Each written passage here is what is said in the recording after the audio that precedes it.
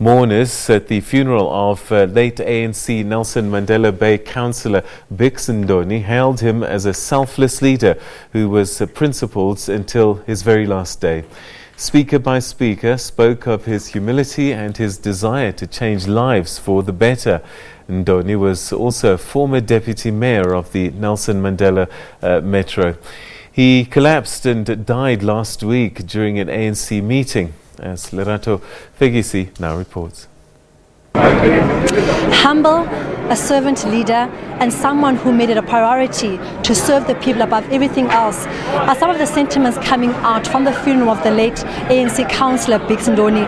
Throughout the entire service, people kept on emphasizing how he wanted so much to see unity in the Metro. Currently, we're living in a time where the coalition is so much dismantled, and he was saying that he wanted to make sure that the people of the Metro are prioritized, saying that with all the troubles going on in the Metro, people of the Metro must make sure that they get the basic services. One of the speakers this morning who spoke about him and spoke very well about him was Enoch. Enoch, you spoke a lot about how Mr. Ndoni was disappointed with the lack of leadership in the Metro. Can you elaborate more about his disappointment about the caliber of leaders in the Metro currently?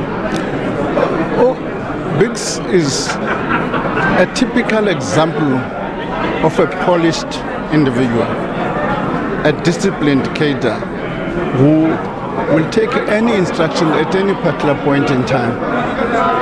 As you can see, he has for years since 2000 been overlooked and not been appointed as a mayor in the Metro, and has never complained about it. He has always, in a typical of an ANC cadre, taken whatever assignment given to him. What type of legacy, looking at the current political climate, what type of legacy do you think he leaves behind for future leaders, especially within the ANC? I made in my speech reference to the point that the kind of leaders we require are leaders who are going to understand the typical challenge of SA and ANC is facing. And that challenge is how to provide quality of service to our people in a manner befitting the ANC. And then lastly, so in your speech you spoke about the importance of leaders understanding that they are the voices of the people, that they must put forward the needs of the people first. How important was that to Mr. Ndoni? It is important because the struggle for liberation was the struggle for transfer of power to the people, not to us. We are merely an instrument in the hands of our people. That is important for people to understand that. If they understand that, it's going to influence how do they behave towards our people. And lastly, what would you remember him fondly for now that he has passed? Bicks and I come a long way. As I've indicated, it's a history of 32 years.